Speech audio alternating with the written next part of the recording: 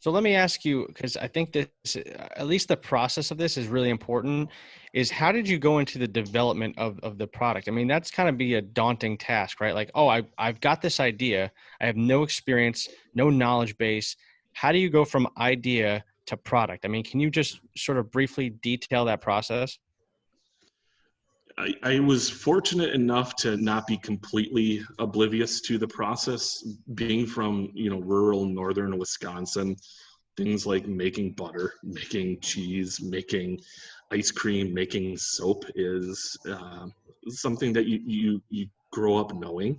And we didn't do it all the time, but the process of saponification and things like that weren't completely foreign to me. Um, Thankfully, in the day of Google, it was easy to do a lot of the research into a lot of the different things. So what I started off with right away was just different formulas, current formulas that are out in existence for the different types of shaving soaps.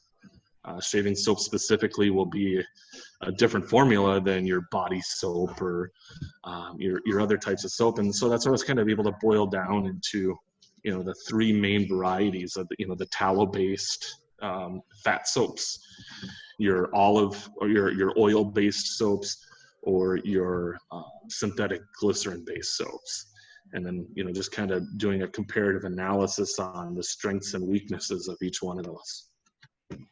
And so how long did it take you to render a product that, you could bring to the market? I mean, how long has this experience sort of lasted? I started toying around with it March, April timeframe. The first can was sold in June. Wow. Yeah, I went to market really, really quick on this. After I made my first test batch, I did, personal testings with it. My family were all victims of me running around with a shaving brush, lathering their faces and, making them stay with this soap on their face for 30 minutes and wiping it off. And, for me, I've been washing my face 3-4 times a day with it just to make sure that I'm not going to have any issues, because I do have sensitivity. One of the unfortunate reasons because of my departure from military and law enforcement was because of medical reasons. The particular medical condition that I have has an extreme sensitivity to some of these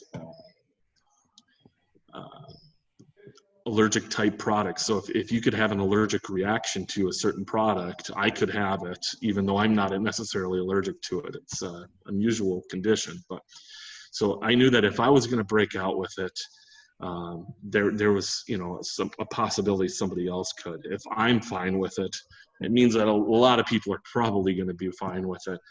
I've had some great testing just from online volunteers, just reaching out to wet shaving communities and asking, hey, if you've got sensitivity, I want you to test out my product.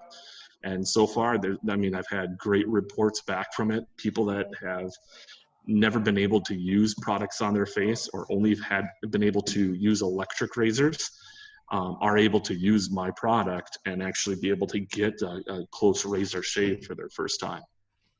Like what you heard, don't forget to like and subscribe to the Veteran Entrepreneur Podcast brought to you by DotMilGear.com.